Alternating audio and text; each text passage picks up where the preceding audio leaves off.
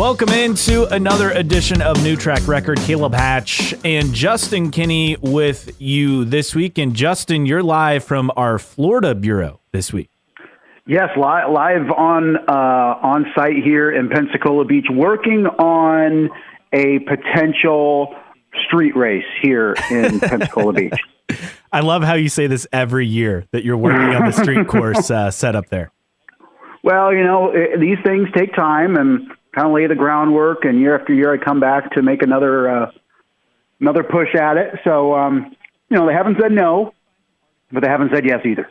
That's the key part. There's been no yes. So you're enjoying some time on vacation at the beach. So calling in over the phone this week, but a lot to get to this week in IndyCar. You have another update on the IndyCar video game, an extension with the entitlement partner, and some concerts announced as well. Plus, we have a race to preview, so we'll dive right in. We'll start with the good news first.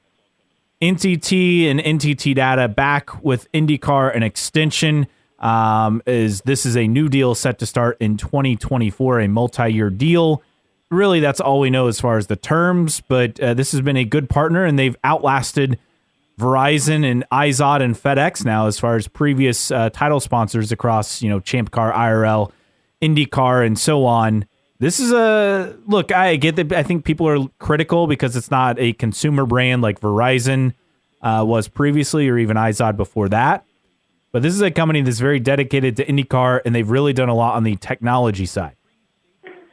Yeah, they have, and it's one of those boring sponsors, like you said. It's not like a real consumer brand, but look how troublesome it's been to get a title sponsor for Cup or NASCAR, and so the fact that this is just almost a formality for IndyCar is a great thing, because we had so much drama with iZod. When would they bail, and then Verizon was a good partner for a while, at least as a title sponsor, and then they went away. So it's almost the fact that this is so expected, I guess, is maybe something that we take for granted. We want to try to find a problem in the NTT relationship, and people say in terms of activation and what they do, but it's just a different company than iZod or Verizon, right? So they have a different approach to it. But this seemed like a mere formality to get them to re-up, and it's a great thing for IndyCar to have such a solid partner to where there really wasn't any drama about this coming together.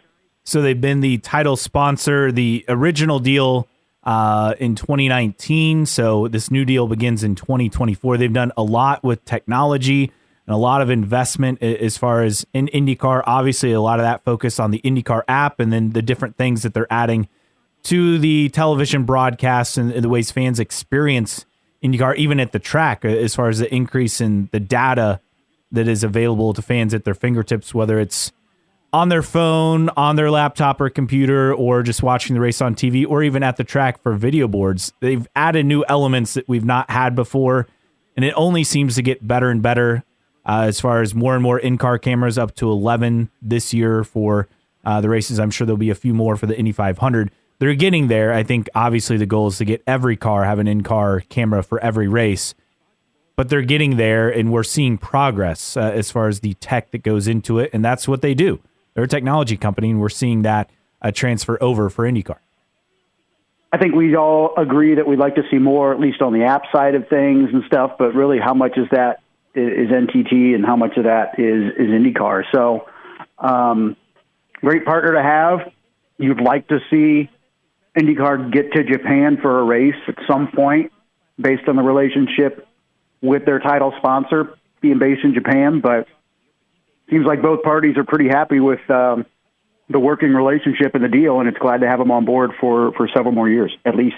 Yes, and the next thing that they're working on, so they've done a lot of development with the IndyCar app that really started with Verizon, and then have kind of taken that to a new level, which I don't think a lot of fans really kind of saw that coming as far as more data in the app. And then now they're working on the fan experience and trying to work with some smart technology.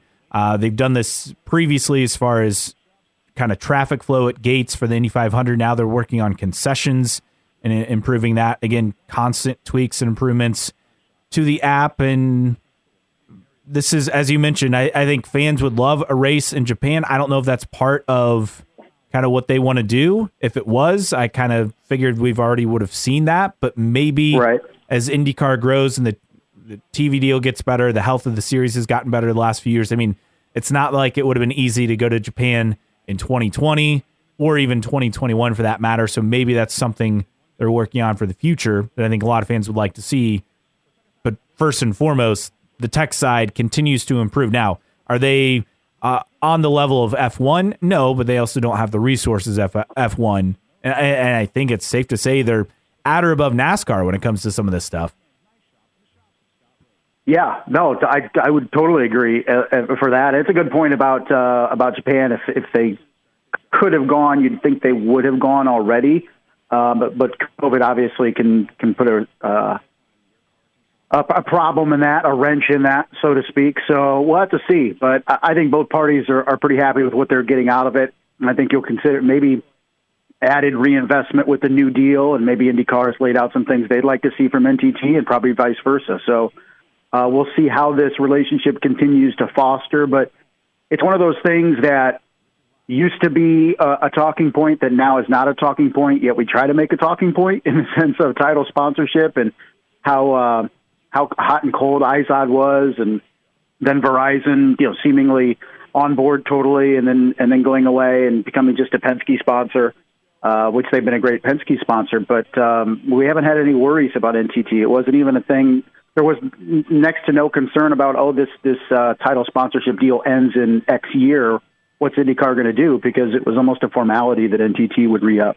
I think that's the most positive part of it. Nathan Brown of the Indy Star has a good article on kind of how this relationship has formed and how it's grown over the years. Mark Miles is saying the off-season project, as far as what they've done with the mobile app overhauls, cost Penske Entertainment $700,000, 140 data points. Look, this data is helpful not just for fans, but for teams as well. And I think you can't discount that factor. And then now they're working on more smart venue technology as far as updates.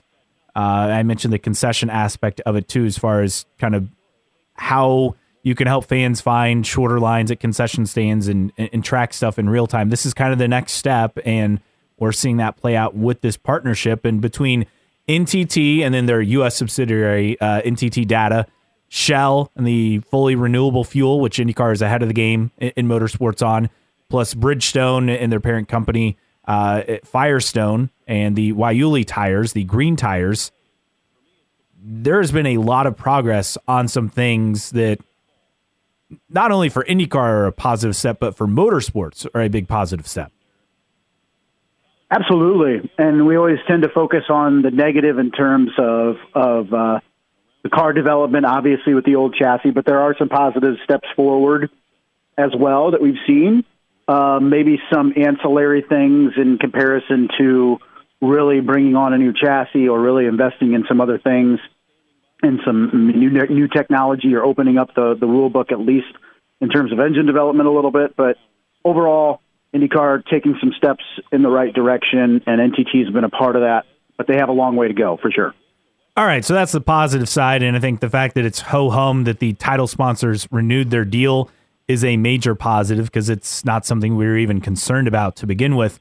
Unfortunately, on the negative side, you have IndyCar basically officially announcing that the IndyCar game has been delayed at least a year into 2024. Now, I don't think there's any reason to believe there's any positivity on this front based on the troubles for motorsport games. Official word is the game's delayed beyond 2023, but you kind of wonder if this game's ever going to happen in the first place. Penske Entertainment's statement on it: Motorsport Games has reported they continue to make strides in their development efforts. They don't believe they will be in a satisfactory position to release an IndyCar game this year. We are evaluating this information and remain thoroughly committed to bringing the best quality video game products to the IndyCar community. I think the first thing I'd say is, well, if you can find a way, get rid of that exclusivity clause in the contract with Motorsport Games and get back on iRacing as soon as possible. Yeah, I'd be hiring the smartest attorney you can find to go through that contract and try to find any loophole, however tiny, to get the hell out of that exclusivity deal, because this has been a disaster for IndyCar. It was questioned when it came about because of the uncertainty of the company in general in motorsport games. And the fact of the matter was, it wasn't putting out great games anyway. It wasn't like this is an EA Sports that has a great tradition of putting out great games. It's just it hit some hard financial times. Motorsport Games hasn't been a beacon or a pinnacle of motorsport video games at any time. So it was a dumb move to the exclusivity. iRacing was screwed over when we talked about that, and then we just, from people smarter than us and followed this more and more than us, you could tell that there was just no progress or next to no progress with this game. And, people were getting laid off and people were complaining about not getting paid. I mean, it was a disaster. And so it's been a disaster for IndyCar. We posted on the Twitter, whoever made this deal should be fired if they haven't been fired already, because it's been terrible for the sport and has really set them back in the video game world. So who knows if this game even gets made ever. I'd be trying to get out of that deal as soon as possible.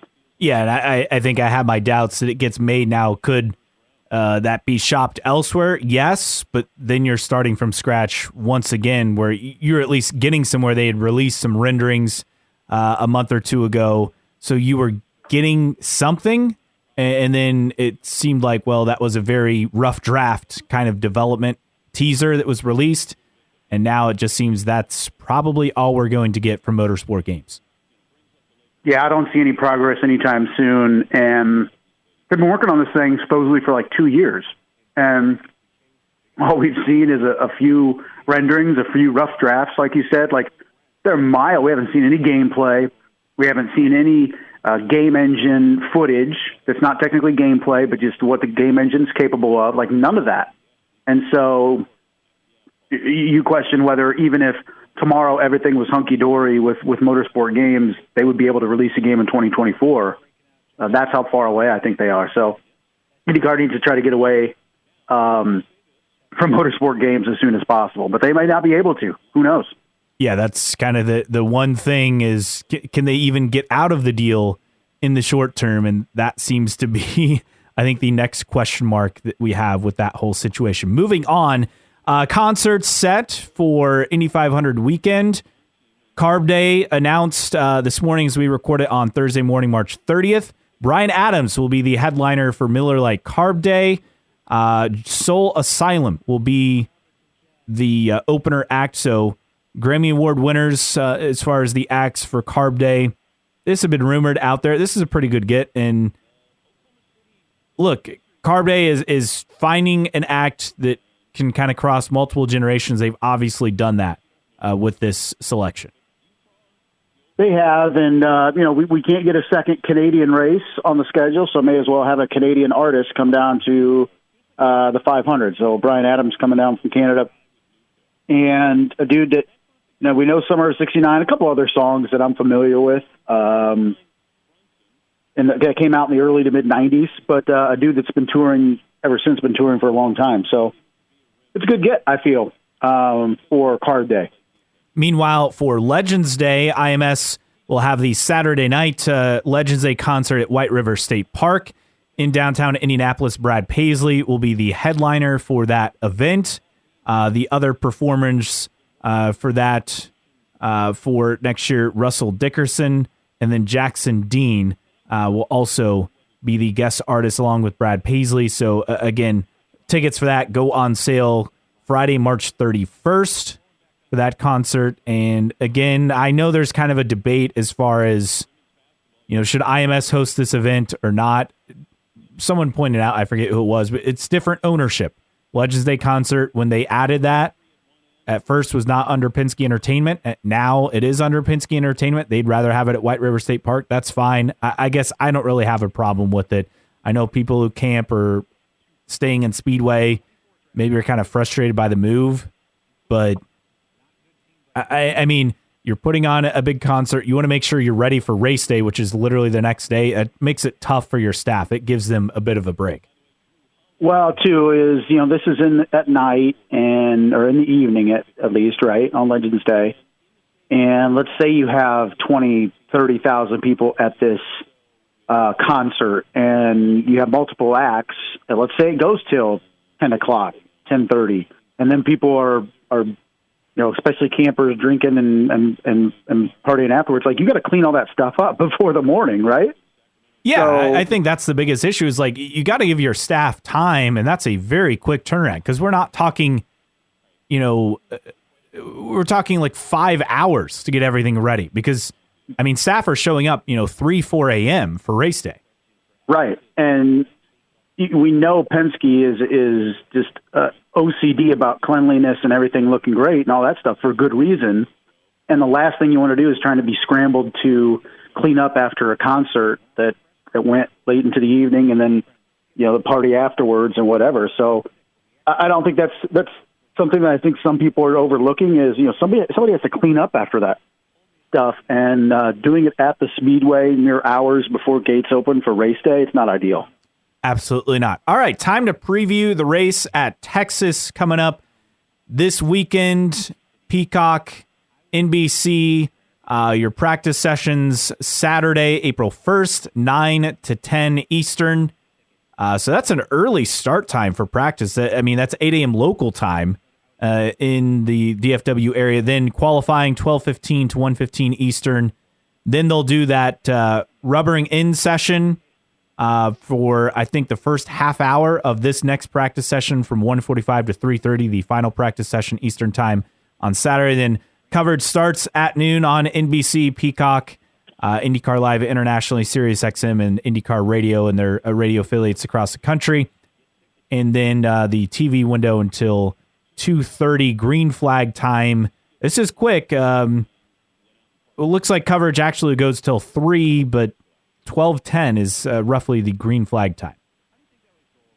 Yeah, an early start, and should be reasonably, weather-wise, reasonable temps from what I've seen. So not deathly hot like when we used to go to Texas deeper in the season and in the summer. So it's a good setup. We're going to see how that rubbering in session goes. Can they make a second line to race on would be key. And also the aero configurations that they're making available. So opening up to 10 more pounds of downforce. I don't understand the particulars. But basically, all I know is it's giving drivers and teams more options in terms of car setup. So, and that's a good thing. So hopefully between those two things, we can have an exciting race at Texas. And look at some notes. So 28 entries expected for this weekend. And I believe that is the most for a race. You got to go all the way back as far as non-Indy 500.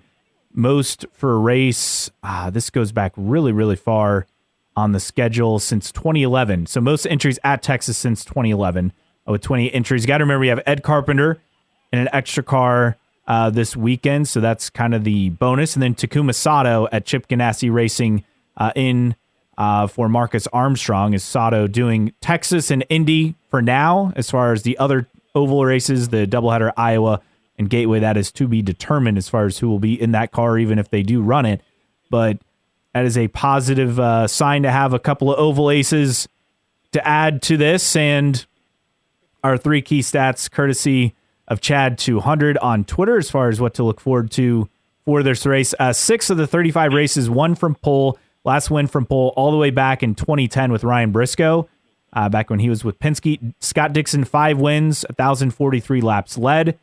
Only 2 other drivers have led more than 190 laps. And Newgarden in his last 5 races at Texas, 1st, 3rd, 6th, 2nd, and 1st. Obviously, he's going to be a favorite going into this weekend.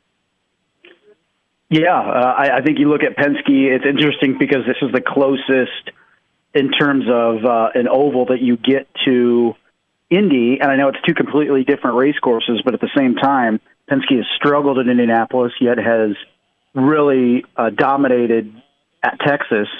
And we're going to get into our picks, and I think it's tough to gloss over anybody at Penske.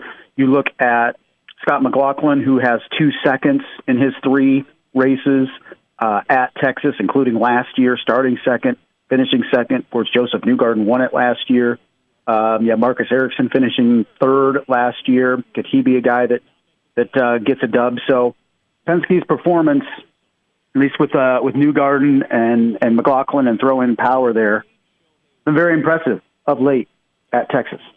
So another thing I want to get to before we get to our picks, as you mentioned, there's a really good article on IndyStar.com that Nathan Brown did with the new guy in charge at TMS, Mark Faber, who first came there for the first IRL race. He was with Gallus Racing, part of that team for that first race, and then worked for the Dallas Cowboys for a time before that as well. It's a really good read talking about what they're trying to do, specifically how they're not trying to be Iowa. They're trying to be kind of more of a fan-friendly, family-friendly event. They don't, they're not here with a bunch of concerts. They're trying to do things a little bit differently. Pato Award had that special ticket offer with the ticket package for fans where you could get suite space. That deal almost sold out. For $399, you get a hat, a jersey, garage access, and a spot in a catered suite for the weekend. Then also, Pato had a deal that fans who bought any item from his fan store received a grandstand ticket, no matter what the purchase was. And apparently there have been hundreds who've taken advantage of that offer. So he's going to have a strong contingent of fans. And as far as where they're at for ticket sales, making progress and trending positively on ticket distribution, certainly ahead of where we were last year. Well, you would hope so, right, with that event. Can't be much worse, right? But what's weird is, so you look on Ticketmaster and where things are as far as event-wise, like it looks heavily sold. That's the kind of bizarre thing. You look at kind of like where things are for the ticket sales for the event, and it looks very, very full. Now, they've been adding tickets. That also is reported. They've been adding tickets in different areas and sections where there's just more space to open up. And it looks like they've added some more tickets from what I last saw the other day. But, I mean, it actually looks fairly full as far as on the main straight in front of the start-finish line. There's a lot more availability in the turns. So this is something that will be interesting to see, especially as you have, those special blocks of tickets with different groups of people. But this is really the most important event as far as how the crowd compares year over year, right, for IndyCar. And if you have a positive direction, you expect them to find a way to be back. If it doesn't improve or it gets worse, this feels like the song at Texas Motor Speedway for IndyCar. Well, it's always tough to see pre-sales because, they open up certain sections initially, and then once they get those, what would you say, 75% full or something, then they open another section because they don't want to spread everybody out across the entire complex because then they have to have ushers and all that stuff. So I don't know how much we can put in that it looks full as opposed to maybe they're just not opening up sections until they're full and then open up another section. But it can't be worse than last year. You hope it's not worse than last year. It's a place, I don't put too much stock into, the history of IndyCar there as much as IndyCar needs ovals, and it needs an oval, at least one before Indy. And that's why this one is important. And I think it's a track that needed new leadership. As much as Eddie Gossage loved IndyCar and loved auto racing, he's an old school dude and wasn't a guy that adjusted well to the changes of the motorsport world and the demands of consumers. And that goes across all, and not just IndyCar, but Cup as well. And the new track owner or track runner seems to maybe embrace that a little bit more. And you hope they at least have a crowd that's a step in the positive direction. I don't think all of a sudden we're going to see 50,000 people in the stands, but if it's appreciably better than last year, that's a great step in the right direction. Absolutely. And so some of the other features, so they have the world's longest belly up bar, the length of 10 football fields. You can get a drink and watch on-track action without leaving the grandstands. That's something they've added. Obviously they have Big Hoss and have had that for a long time, which is just, it's incredible. Having been to a couple of races at that track for IndyCar, I mean, how great that video board is, and also how distracting it is, because you go to these NFL stadiums, NBA arenas, and they have these giant video boards. You find yourself, if you're not sitting in the lower level, you find yourself just watching the video board because it's so helpful. It's right. Like almost become too good, right? Also, they have grab and go concessions with the local convenience store chain Allsips that's very familiar out there in Texas. They have a Lightning McQueen and Disney movie Cars kind of experience activation space for fans there. And then parking is free.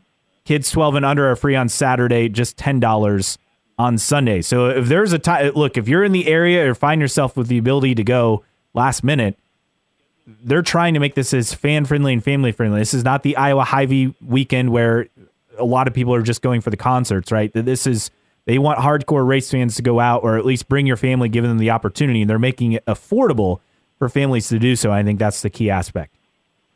Yeah, absolutely. And you look at temps being in the mid-70s on Sunday, also scattered thunderstorms in the forecast. So it may be advantageous to race this race earlier in the day. You know, as of today, looks like the best chance in the mid-afternoon for some rain. So that could throw a wrench or a different dynamic at this race, too.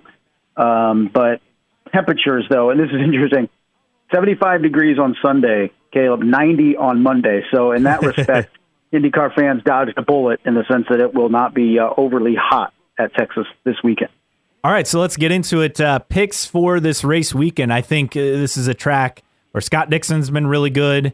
You would expect Penske to be really good. I think kind of the wild card is Arrow McLaren. You know, Pato O'Ward won back when they did a doubleheader, won one of the races in 2021. Felix Rosenquist won the pole last year for this race. Who is your pick for this weekend?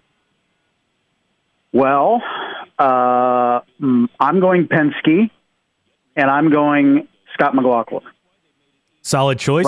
Nearly won it last year. Yeah, runner-up last year. Doesn't have an oval win yet on his resume in IndyCar. Won at St. Pete, Mid-Ohio, and Portland last year? I believe so. His 3 wins. Has not won in an oval. I think he gets the dub on Sunday. He continues the dominance of Team Penske in the last decade or so at Texas and moves one step higher on the podium after a runner-up last year and captures the checkered flag and the dub on Sunday. All right, I'm going to go with Arrow McLaren. I know a lot of people will be there rooting for Pato O'Ward. I'm going to go with Alexander Rossi, the newcomer. He had a solid first race. This is a track where he is kind of boom or bust at Texas, but I'm going to go with Alexander Rossi to get the win in his first win at McLaren coming up on Sunday. I think it's one of the storylines to watch is, can he continue the good mojo from St. Pete? Is he going to be a consistent guy that's going to be up there, or was St. Pete a flash in the pan? Because we've had teases of him turning things around in recent years with a win here or a good finish there, but then it's dropped off. So I think that's a storyline to watch if he can continue the run that he started at St. Pete. All right, if you agree or disagree with us, we'd love for you to interact with us. You can find us at newtrackrecordpodcast.com. While you're there, sign up for the email list. It is free to subscribe. You'll get emails with episode updates and any other special announcements we make. You can also buy T-shirts and stickers via the store as well at newtrackrecordpodcast.com. You can also follow us on social media. Our Twitter handle is IndyCar Podcast. Same handle on Instagram, on Facebook. Just search for New Track Record. Our email address, newtrackrecordpodcast@gmail.com. If you want to submit questions that way, you can do so. And you can also support us via Patreon, patreon.com/newtrackrecord. Thanks to Xavier, Rob, Stitch, and several others for your support. Again, just starts as little as $1 a month to support us on Patreon. And as always, you can follow us for free on your favorite podcasting platform, Apple Podcasts, Spotify, Google Podcasts, Amazon Music, Podbean, wherever you listen to podcasts, all for free. Mailbag time, Justin, we have a ton to get to. Not that that's a surprise based on the stories that broke in the last week or so, and going all the way back to the beginning, according to Stitch saying, you guys are forgetting that particular track in Argentina already hosts MotoGP. The facilities and safety are surely up to par. And their date for MotoGP, it's coming up this weekend, I believe, saying their date. This says April 3rd. That's probably April 3rd for us. I don't know what. That doesn't make sense. April 3rd, maybe May 3rd? That's a bit confusing. Where MotoGP is down there? Yeah. Let me verify that, because I don't think they'd race on a Monday for their schedule. You wouldn't think so. So April 2nd, it's just a typo. But they are at Autodromo Termas de Rio Hondo on April 2nd which is this Sunday, same as IndyCar. So, yeah, I mean, it seems viable if they're going to race this time of year. Look, you can make it work time-wise. And But being a track that can host MotoGP isn't the same as hosting IndyCar. That's It's different safety features and stuff. So, yeah, maybe the track is ready to go, but I wouldn't point to, well, it's hosting MotoGP, so it has to be ready for IndyCar. That's not necessarily the case. a lot of comments. We posted a poll. Will the IndyCar game with Motorsport Games ever happen? 90% of you said no. Nearly 10% of you said yes. Replies there are Cole. I thought it was being developed and had a targeted release year. Did I miss something? Yeah, it got pushed back. Someone else saying, and this is Faye _LSTNSCRFN. There's more that Motorsport Games didn't say because they swept it under the rug. They began to lay off the Australian studio that was developing the IndyCar game. Well, yeah, that's a problem. A little bit. Rob _McMahon, 0% chance. NK Harden. A series filled with news of things that are unlikely to ever happen. This one tops the list. Jeremy from HBG. IndyCar will be racing in Cleveland, Hawaii, and the moon first. Hunter's Way 67. It's comical at this point, right? And Tipsy _Cart. And this was earlier in the poll, but the fact 12% have hope should be banned from IndyCar forever. You got to have hope, right? I mean, you can't give up hope. Yeah. I just think right now, the landscape of the sport, you're better off being in iRacing and being, downloadable content and people creating content through that as opposed to a dedicated platform type game. You're just not going to have somebody invest enough capital to make it happen. And quite frankly, I just don't know if there's enough interest to be a real, what they call AAA game, which is very much heavily invested in creating it and a lot of time and effort and money into it. I would rather it just be an iRacing thing that's run by people who love the sport as opposed to people just trying to make a buck, because I don't know if you can really make a lot of money on an IndyCar game. I seriously believe that. I know a lot of people out there that listen to this podcast will buy it, but is that enough to turn a profit on a really well-made game? And I openly question that. Like, how many, talking about sales numbers, like between 5 and 10,000 copies, like we're not talking about a huge market of people. It's already a niche sport. Then you throw in the fact that they haven't had a video game for so long. How do you get people who maybe weren't interested in IndyCar suddenly? But I mean, racing games can always kind of sell themselves, and if they're done well, maybe that's the route you go, but you got to get lucky in that aspect. Yeah, you absolutely do. And you look at like F1, for example, the F1 game. So F1 22, and I'm just looking some rudimentary numbers here. And it's a worldwide game, and it sold, let's see, and this was F1 22, so this is July of 22.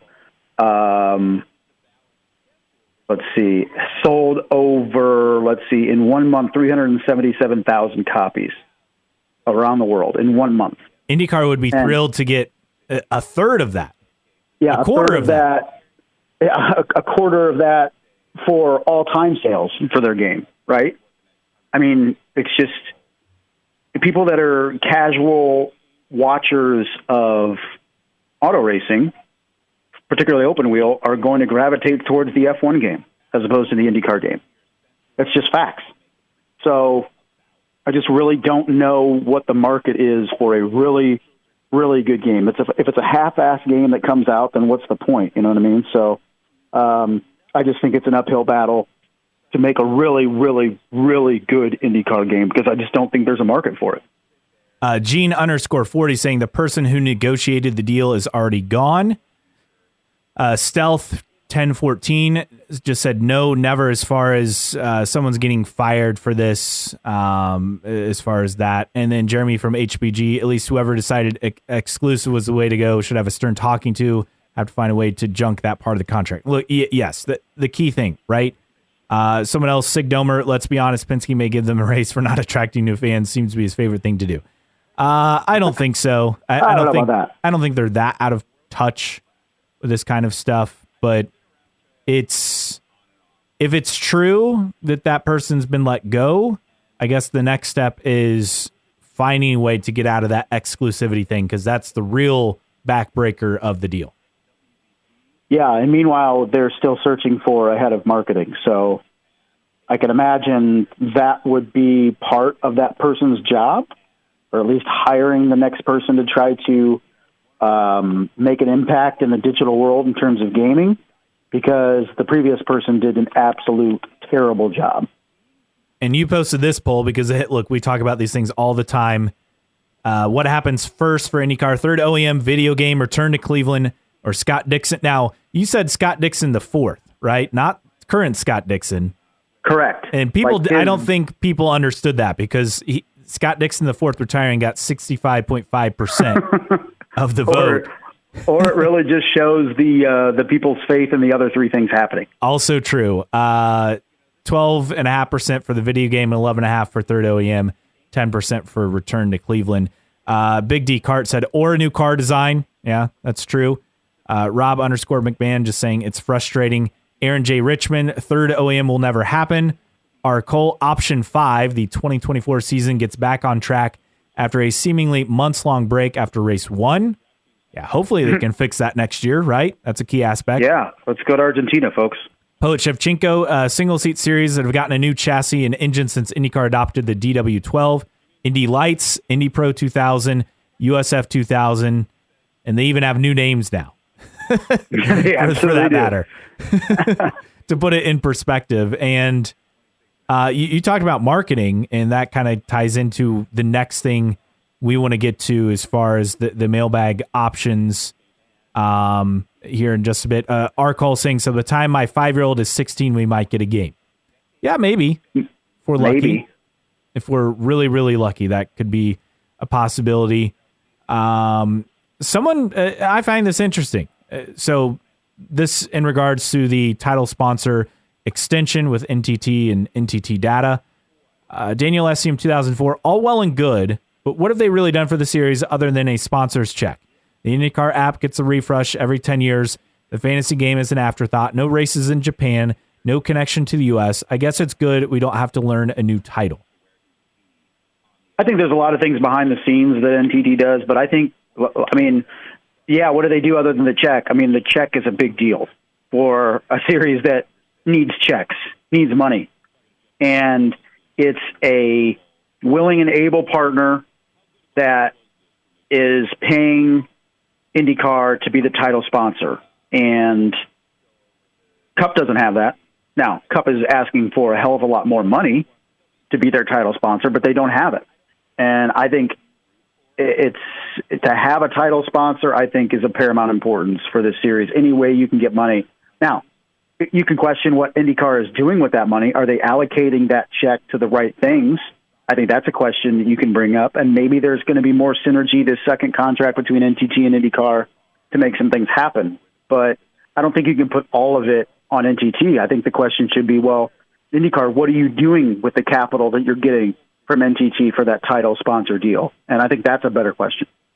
Meanwhile, the search for a new marketing leader for IndyCar, and Marshall Pruitt had a tidbit in the Racer.com mailbag saying, last I heard, which was around St. Pete, no prime candidates as far as a replacement for S.J. Ludke for IndyCar to lead the marketing site.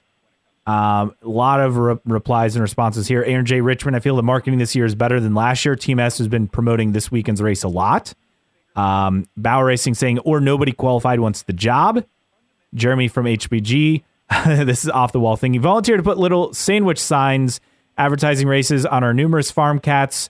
Not sure if any of the mice, chipmunks, moles they encounter can read. Many do not survive an encounter. On second thought, they might be overqualified.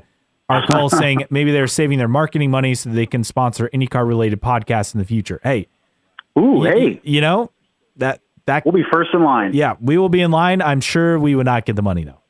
No, after listening to one episode, they'd be like, no chance. You guys, way too straight shooters for anything on this. They're not They're not sycophants, so no, we're not giving them money. You posted this poll as well. Team Penske and Ganassi have won 6 of the last 7 IndyCar races at Texas Motor Speedway. Who gets the win? Penske, Ganassi, nearly 65%. The field got 35% of the vote. And a couple of people, Jamin T14, Pato Award, also Ramses _A_Perez. Also, Pato Award has something to say about this. So there will be a big Pato Award contingent at the track on Sunday. And I think that alone is growth for this event. DeGuerra says, I think his teammate does. Felix will take another pole just like last year and win the race as well. I think the fact that they found a way to partner for a driver, and I don't think we see enough of this, but Pato Award, what he's done at Texas, maybe this is a blueprint for other tracks where you can put together special kind of fan sections for drivers. Exactly. I think the one positive I think you have with Texas and how big it is and how many seats it has is maybe you can start having designated sections for drivers like we see in Formula One, and hell, give them some smoke to fire up. Hell, I don't care.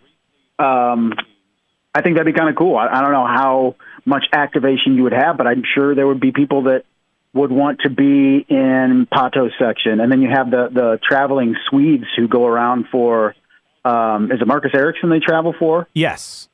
Yeah. I mean, give them a section, right? Give Sweden a section. So I think that'd be kind of cool and something unique that IndyCar could do and maybe build that at Texas as really being kind of is bringing a lot of the fans together and having them sit together. It's not a required thing. If you want to go and just sit in the regular section, cool. Or if you have a favorite driver, you can sit in their section. I think that'd be kind of cool. So, yeah, I just think this is progress, and it's a unique thing, and maybe this is something we'll see more of in the future. So that's a look at the mailbag. And speaking of the mailbag, on the racer side, one other thing to get to that was interesting. Marshall Pruitt saying, I'd love to say the Northeast is a scheduling priority for IndyCar, but I haven't heard of any events on the horizon in the region. So, does that include a Richmond? Debatable, but that means Pocono, Watkins Glen, or anything of that ilk, probably off the table. At least for now. I don't think it's Northeast, we're not looking into the Northeast. I think it's, in the Northeast, we don't have anybody currently interested in running IndyCar. That's kind of the thing that people always kind of discount, is they always say, IndyCar is not looking at this market or that market. I can guarantee you they've looked at markets and there's just no interest. And that interest has to go both ways. And right now there's no interest right now, it sounds like, in the Northeast, which I don't think includes Richmond, by the way. Yeah, I wouldn't think so either. So a lot we got to get to on news and notes this week because there's just a lot of interesting announcements that have come down. Long Beach will host a premiere of CW's 100 Days to Indy ahead of the Grand Prix weekend there, so that's pretty exciting. Kyle Kirkwood finally got Twitter verified. Now we'll see if that lasts after this weekend with the changes they're making on Twitter. The Aero screen will be around 20 pounds lighter. Jay Fry announcing that in a video posted on IndyCar's social media earlier, about a week or so ago. But they expect it to, with new technology, to be around 20 pounds lighter for next year. And speaking of that, the reason why, they're going to have the hybrid engines, which will weigh more. Chevy and Honda completed a test at Indy on the road course about a week ago. Scott Dixon will power driving again with the hybrid units. So this is not a hybrid test per se, according to motorsport.com. But they're at least working on components for the system. So hopefully we'll continue to see a lot of progress, especially once we get to summer. That's where you want to see a lot of development really kick into gear there. Yeah, and we used to get the Professor B videos, the IndyCar 101 stuff. I would love to see more of those. I think that's something that's kind of fallen by the wayside because of IndyCar's focused on grasping new fans or dumbing down things so everybody can understand them. Give me more of the IndyCar 101s, the Professor B type stuff, because that's what's interesting. Looking at just on YouTube right now, okay? And looking at the last, 8 videos that IndyCar has put up over the past week on YouTube. The 2 most viewed are the 2 Aero screen parts. Almost 8,000 on part 1 and almost 6,000 on part 2. Go figure. The only thing close is the Classic Rewind, the 2002 Texas race. I mean, people like that stuff. People watch that stuff, yet we don't get a lot of it.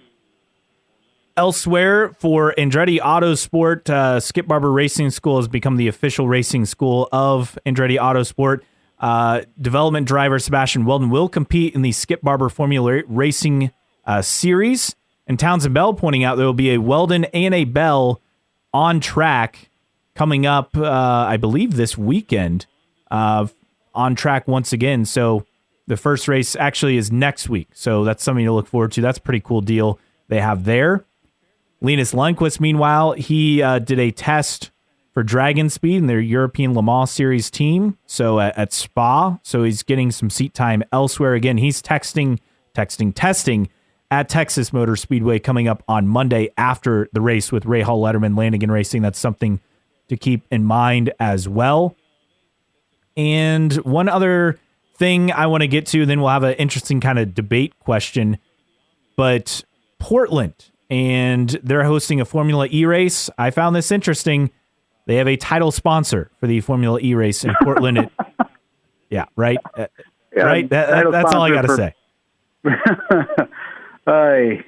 I just, there was a day where over half the races didn't have title sponsors. The fact that Portland still doesn't is just mind-boggling because, the IndyCars, they got to be in the Northwest. There's so much interest, blah, blah, blah. Still no title sponsor. Especially because Green Savory Portland is promoting not only the IndyCar race, but NASCAR Xfinity coming to PIR, and then you also have the Portland E-Prix coming in as well.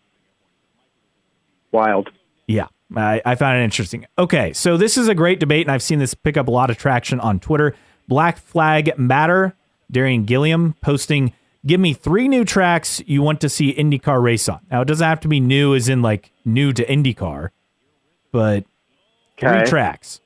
So 3 tracks not on the current schedule that you want to see IndyCar at. Okay. I am going to go Argentina is one at the track they're looking at. I will go Circuit de Villeneuve up in Canada. Okay, in Montreal. Number 2. Yep, Montreal. And third, I want to see them at, let's see, I'll pick an oval somewhere. Let me think. I'll probably go Richmond. Short track in a market that I think can be successful for IndyCar if they put a concerted effort into it. So that's my 3. I'm going to go Argentina, I'm going to go Montreal, and I'll go Richmond. What about you? I will go Milwaukee. That's an obvious one. Michigan, just because, well, I'd have a free place to stay near the track, and it's not that far for us to go up there. That's a pretty You're almost easy like drive. A stone's throw. Your wife's family lives very close, right? It'd be so between her mom, her aunt and uncle's little lake cottage, and then her grandparents' lake cottage, which are both like in the same area. Like it'd be probably a half hour or less drive from up there, if that. So it's very, very easy. So that's one I'd like to see. And then the other, oh man, do I play this game? Cleveland. No, I'm kidding. I'm kidding. That's too obvious. I think the other one I would choose would be Richmond. To get a race down there, it's a good track for IndyCar if they get the setup right for cars and make sure it's the downforce and the tire wear are right. I think that's another good one. I agree with you on that one for sure. Circuit Gilles Villeneuve would be good just to have another race in Canada. And then Argentina, obviously. I think that one I kind of took out of the equation just because I actually think that one's going to happen. Now, we've been burned before, right? They got correct down the road with Surfers Paradise coming back a couple years ago, and ultimately I guess that wouldn't have mattered with the pandemic. But I think they made a lot more progress, though, with Argentina compared to where they were with Surfers and the initial inquiry that was. Here's a what if, going into the weeds. This is what we should talk about in the off season, or at least around the schedule release. So if they add, let's say for sake of argument, they add both Milwaukee and Argentina for 2024, would any races drop off, or would they go to 19? Would they drop the second street course race, or could another race drop off? Or do you think they would stick with 19? Ooh, that's tough because a lot of the teams have said they don't have enough as far as investment and sponsorship, to go much more than 17 races. Now, if their travel's paid for Argentina, I think you kind of get a pass on that one, right? But which I think is going to have to be a requirement for IndyCar to go down there. I would think so too. I don't think it should be a requirement, but I think that's what's going to happen. Yes, I think for IndyCar's health, as far as monetarily with the deal, it would have to play out that way. I'm going to say there will be a race dropped, whether it's Texas, which I think we'll kind of get a picture of after this weekend, or perhaps they drop one of the IMS road course races. I mean, they're only doing that. Think about this. There's talk of NASCAR going back to the oval for next year.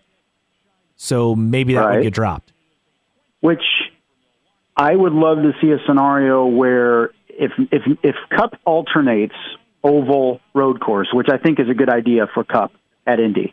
I would agree. Is you alternate years, is maybe IndyCar races the road course on those years in which Cup is at the road course. Yeah, that'd be fine with me. It's just, I mean, that does help get a bigger crowd, but look, they're not going to have another IndyCar race on the oval IMS outside of the Indy 500. That's a non-starter. Not at all. So on the years that Cup is racing the road course at Indy, they would also have an IndyCar race there. But on the years they're racing the oval, IndyCar would not be there. I could see it. I don't know if that's something. Look, I feel like that's hard to promote, right? As far as will there be an IndyCar race this year or not, and fans will be confused. I guess that's the one downside to something like that. I guess I have a more respect for people and not being that dumb. Hey, they're on the oval, then they're not racing. They're on the road course, they're racing. But that's true. I do hope that the first race to go away in the event that IndyCar adds and wants to take away would be that second road course race. It's pointless. I would fully agree. It's one of the only races of the year where I'm like, okay, I'm going to watch this race. It's like, to me, like every race is great, obviously, but to me, that's the most difficult race to get excited about. I would fully agree, just because they've already raced there a few months before, and it's they've already raced there. Usually not that exciting of a race. Now, we've had a few good ones over the last few years, but by and large, not that exciting. There's more. The first road course race is all about maybe more the anticipation of the month rather than being excited about the road course race necessarily. Meanwhile, tweets of the week. One tweet to get to. So Daniel Suarez was fined $50,000 for running into his teammate Ross Chastain, and then also Hendrick driver Alex Bowman on pit road in the NASCAR race at COTA last weekend. So he posted a picture of the meme, current financial status, and it's using a Sharpie to draw a Nike logo on a white tube sock. Thought that was hilarious. That's our tweet of the week this week. All right, and with that, time for our random split era driver of the week. All right, we're going. I don't think we've had this guy yet. We're starting to get into the weeds. I have to look at my list more, but we're going to 2000. You could say it's the IRL, or you could say the Northern Light Series, Caleb. And we're going with a Brazilian, Zach Morioka. Who? Zach Morioka raced in one race for TriStar Motorsports in 2000 in IRL. Race at Texas. So this is fitting, heading into Texas weekend. His one race finished 15th for TriStar Motorsports in 2000. If you look him up on Wikipedia, there is absolutely nothing on him. No. There's nothing. It was the second Texas race. Yes. Texas 2, as they say. Now, if you go to driver database, there's a little bit more information on him. In 1997, he was the Formula Ford 2000 national champion. He entered 43 races officially as a professional driver and won 3 times. Let's see, 2 of those wins came in 97 in that Formula 4, and he won in 1996 also in Formula Ford.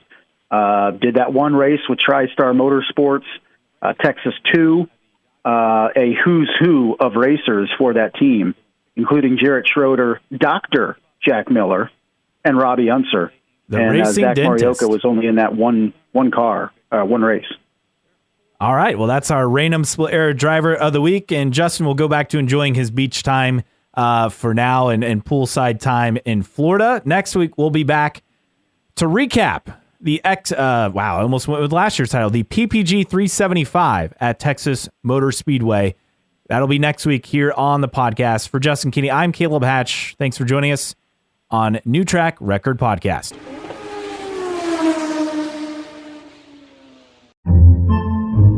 Podcasts by Federated Media.